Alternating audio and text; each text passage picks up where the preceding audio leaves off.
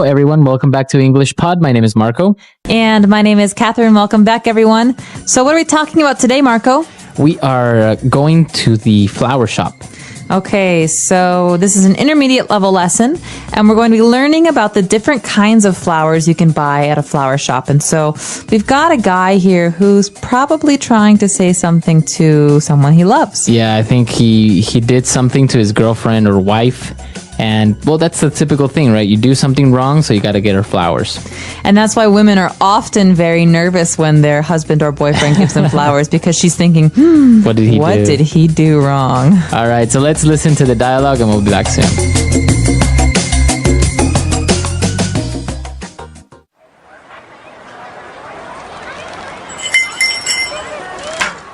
Hello, sir. How may I help you? I would like to buy some flowers, please. Something really nice. I see. May I ask what the occasion is? It's not really an occasion. It's more like I'm sorry. Very well. This arrangement here is very popular among regretful husbands and boyfriends. It has a dozen long-stem red roses with a couple of sunflowers and a single orchid that stands out. It includes a small teddy bear to achieve the effect of immediate forgiveness. I think I'm gonna need more than just a dozen red roses and a bear. What else do you recommend? Well, this is our I'm sorry I cheated on you package. 2 dozen red roses lined with tulips, carnations and lilies. The fragrance and beauty of this flower arrangement is sure to make her forgive you. I don't think that's gonna cut it. I need something bigger and better. I'm sorry, sir, but what exactly did you do? Well, I may have accidentally insinuated that she is getting chubbier. Get out of my store, you jerk! All right, we're back. So what do you think? Is this really like a bad thing to do? Heck yeah. No, really? Well, no one wants to hear that someone thinks they're fat, okay? And chubby is maybe not as bad as fat, but the guy could have been a little bit nicer. All right, so we'll give our listeners some advice towards the end of the lesson. So now why don't we take a look at all the flower names in Language Takeaway? Language takeaway. Okay, this first flower is a beautiful one, and it has delicious seeds that people like to eat. It's called a sunflower. A sunflower. All right, so that's a yellow flower, right? It's bright yellow, and in the middle is orange, and the stems are very, very long. And so thick. And thick. So it's a tall flower. Okay, sunflower. And yeah, as you mentioned, some people eat sunflower seeds. They're like the little salty ones, right? That's right. They're really good. All right, next is an orchid. Okay, an orchid is a beautiful flower, and they're often grown just one at a time, and people collect orchids, so these can be very, very expensive. They're very expensive. And they come in all shapes, sizes, and colors. Okay, an orchid. Now what about a tulip? A tulip is another pretty flower, and I think they're most famous in Holland for their tulips, because this actually used to be the kind of money that they would use. This was their currency for many years. So They used to use tulips. They used to use tulips, and the tulip flower is kind of like it's like a champagne glass. It's tall, and it's kind of empty in the middle. Wow, that's interesting. So next time somebody says, do you think money grows on trees? In Holland, it literally did. Well, yeah. Almost. Almost. All right. What about a carnation? Okay, a carnation is another pretty flower, and they come, I think, in red, pink, and white. Yeah, I've mostly seen white carnations. Yeah, and, flower giving, there's a whole Definition. method to it, right? So, yeah, every flower is symbolic of something. Red roses are for love, and carnations, I think, are generally Friendship? for either friendship or, like, when someone died. I'm not sure. Or But you can give them when someone somebody. has passed away. Really? I'm not sure. I'll have to look it up. But carnation is another very, very common flower that you'll see in many different colors. Okay. And the next flower is also really common. It's a lily. All right. A lily is a beautiful flower. And usually you see these on water. So water lilies, for example, is another name you might hear. Okay, a water lily or just a regular lily.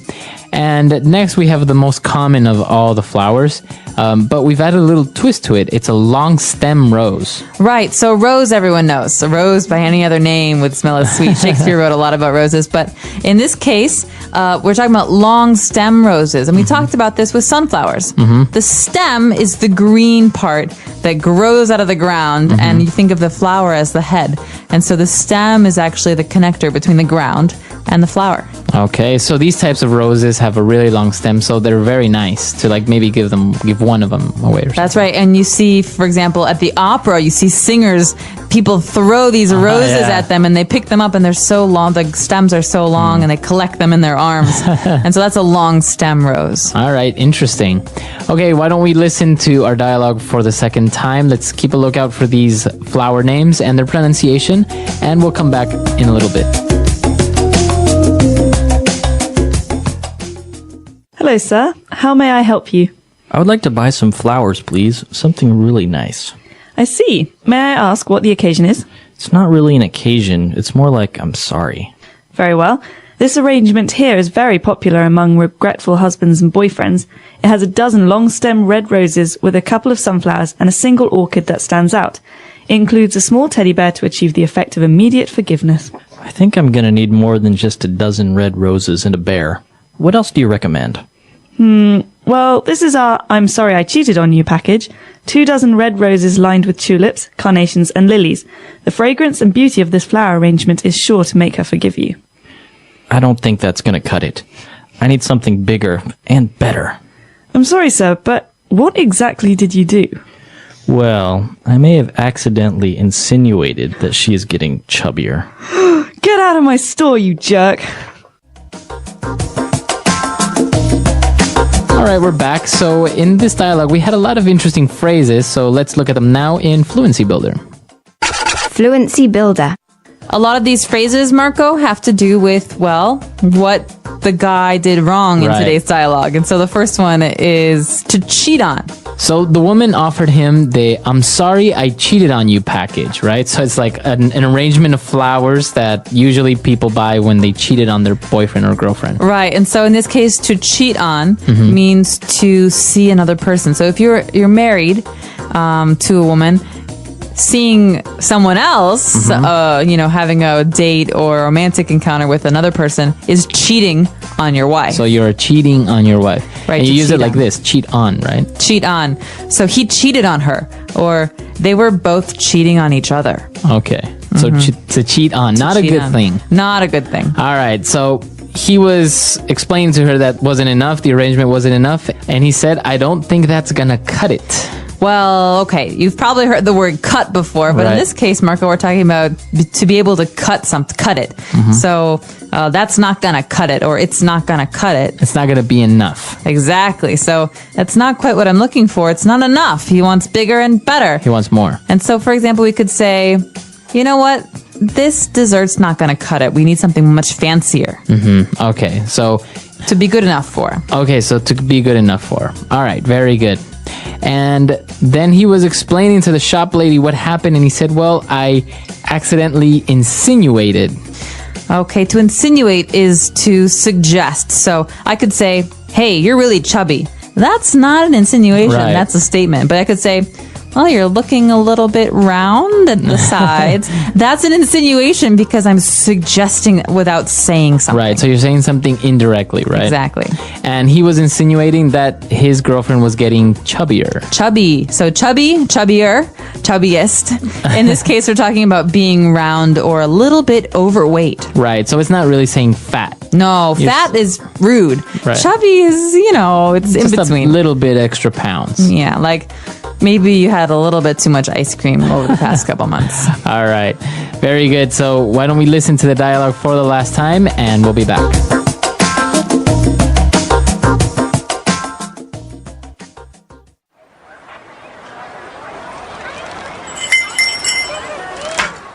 Hello, sir. How may I help you?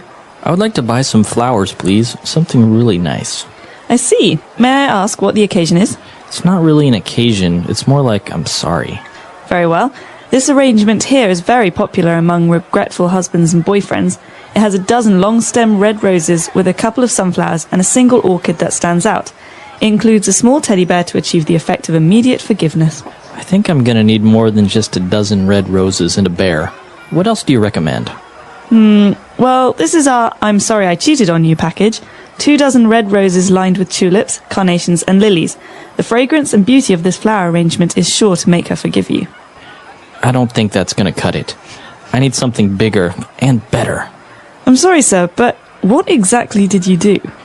Well, I may have accidentally insinuated that she is getting chubbier. Get out of my store, you jerk!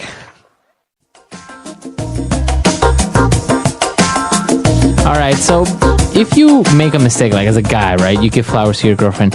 What about women giving flowers to guys? Is that common? Do you think that's possible? Can you do that? I'm sure you can do it, but I don't know if it's as common.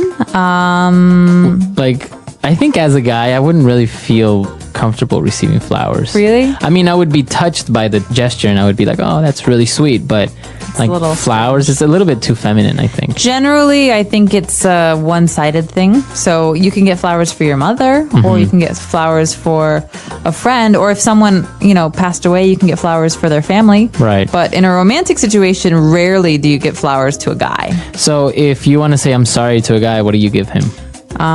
Season tickets to his favorite football team. That works. Yeah.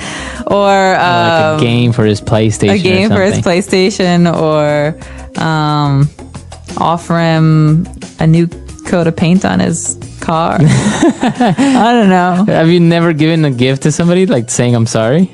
No, you don't make mistakes. I like to use my words. That's good. Yeah, this is kind of interesting. Why do we do this though? Why do we give gifts to people as a token or as a demonstration of our regretfulness? Well, can I get personal for a second? I just was thinking about this in terms of engagement. So why do people give a ring when they get engaged? So it's I think symbolic. it's because people like things that glitter.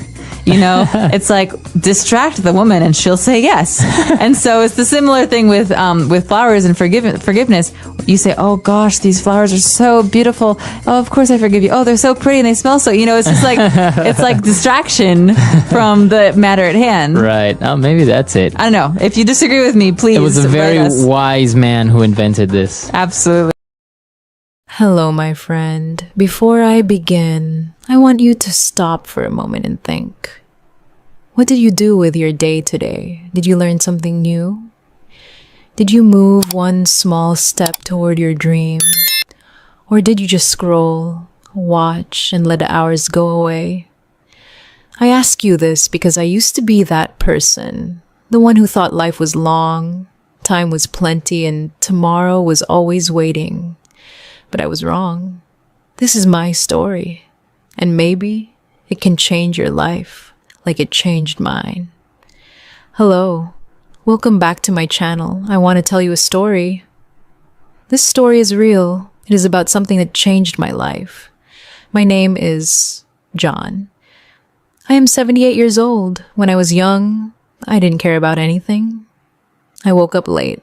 I played games all day. I laughed a lot, but I learned nothing. I didn't read books. I didn't work. I didn't think about my future.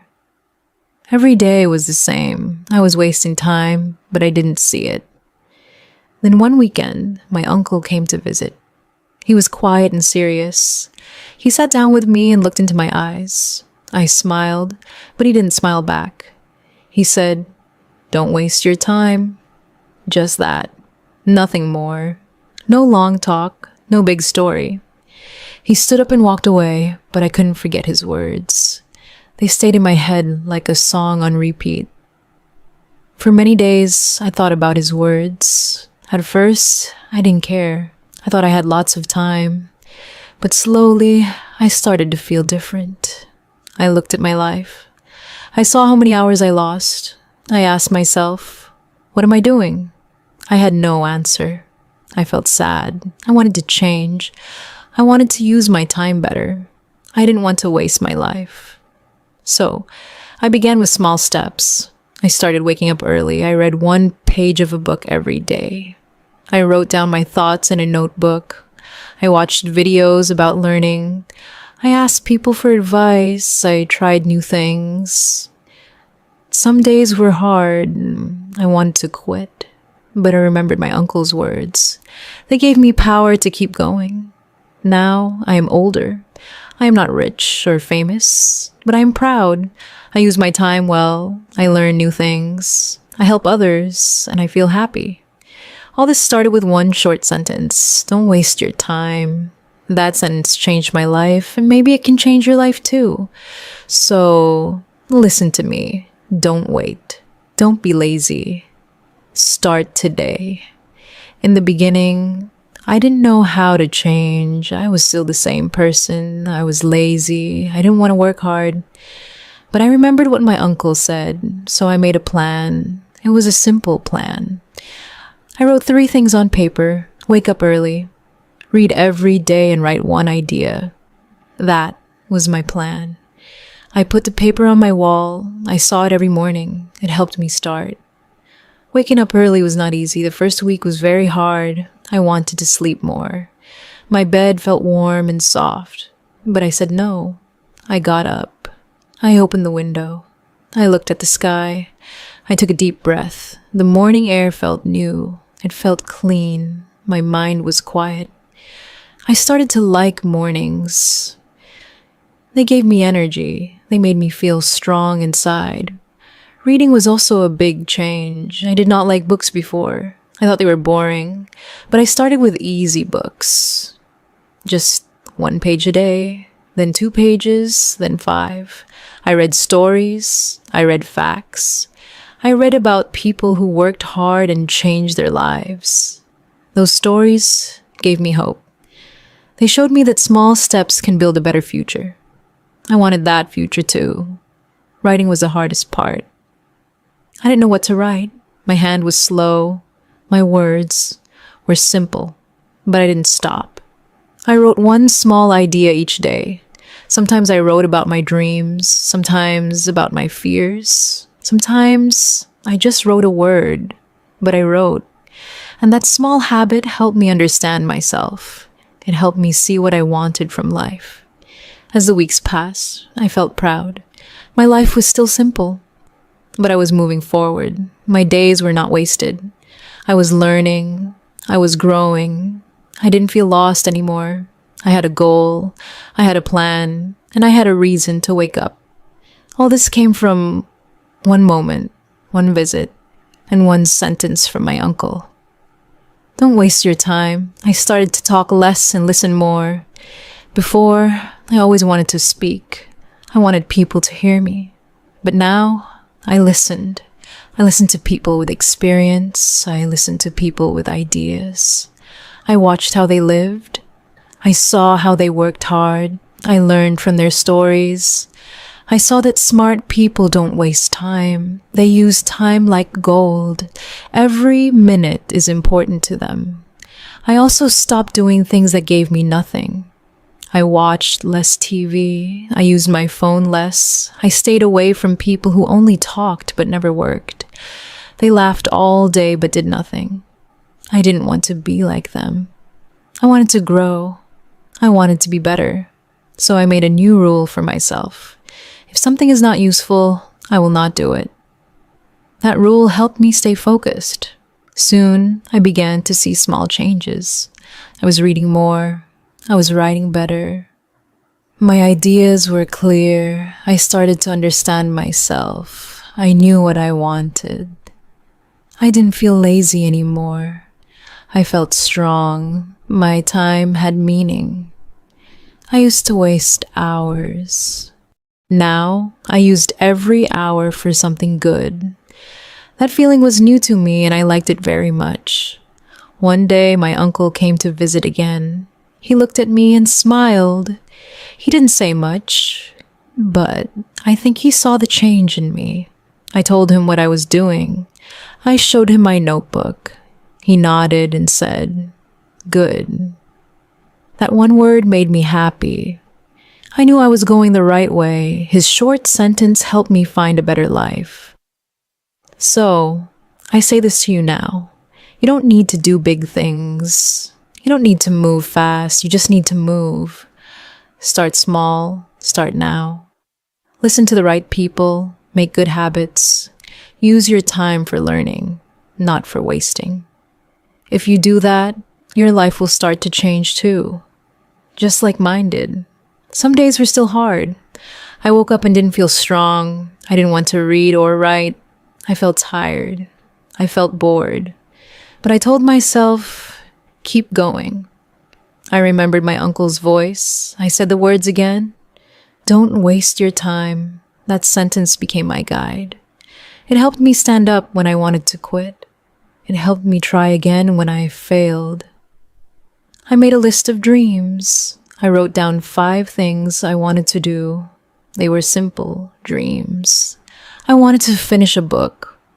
I wanted to learn a skill. I wanted to speak better. I wanted to help someone. I wanted to feel proud of my work. I looked at that list every day. It gave me direction. It gave me a reason to wake up early and use my time well. I also started to help other people. I saw that many were like me before. They felt lost. They wasted time. So I talked to them. I shared my story. I told them about my uncle. I said the same words to them. Don't waste your time. Some listened, some laughed. But I kept sharing. I knew that even one sentence can open a door in someone's mind. With time, I felt more confident. I started doing new things. I joined a class. I learned from teachers. I met people who wanted to grow. They helped me learn faster. We shared ideas. We studied together. Being around the right people helped me a lot. I didn't feel alone anymore. I felt like I was part of something bigger. Looking back now, I feel thankful. I am thankful for my uncle. I am thankful for his words.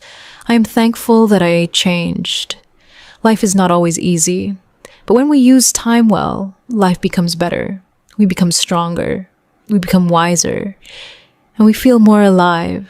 That is what I want you to feel too. I want you to know something important. You don't have to be perfect. You don't have to be the best. You only need to try. Trying is enough. Many people wait for the perfect time. But the perfect time does not come. The best time is now. Even if you are not ready, start now. Take one small step. That step can lead to a big change later. I was not smart when I started. I was not strong. I didn't know many things. But I used what I had. Time. Time is free, but it is also the most valuable thing. You can lose money and make it again, but you cannot get your time back. Once it is gone forever. That is why I protect my time now. I don't let people or things waste it. I also learned to enjoy simple things. I didn't need to travel far. I didn't need to buy expensive things. I found joy in learning.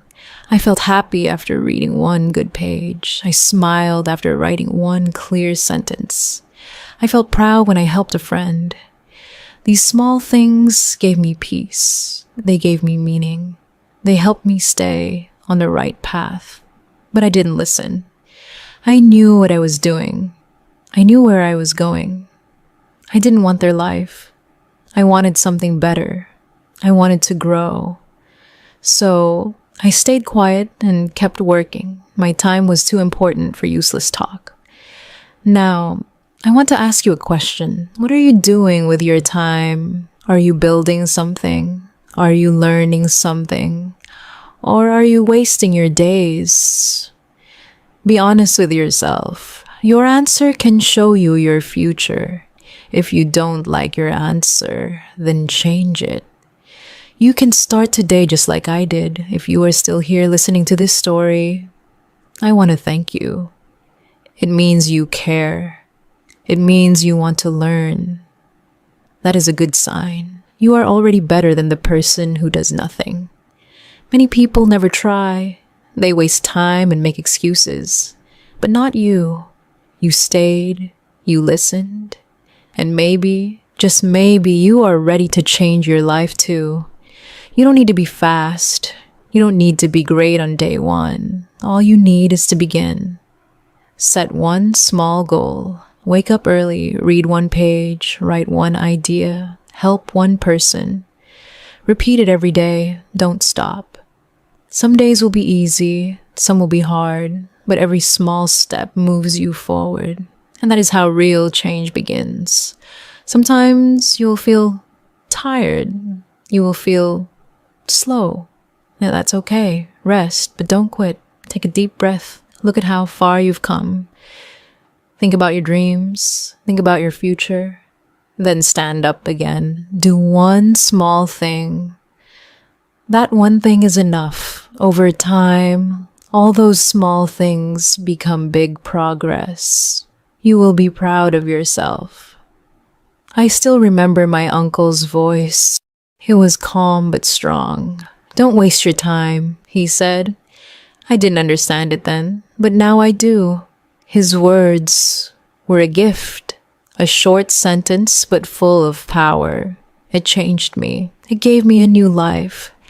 I hope it can help you too. Maybe my voice can be a reminder now, just like his voice was mine. So, this is my last message to you. Use your time well. Time is your best friend. It is also your biggest test. Don't throw it away. Use it to learn, to grow, to become better. One day you will look back and smile. You will thank yourself for starting, and maybe you will share your story too with someone who needs it. Time is free, but it is priceless. You can lose money and earn it again, but you can never earn back your time. So use it well. Protect it. Respect it. Because one day, when you look back, you will thank yourself. You will smile and say, I did not waste my life.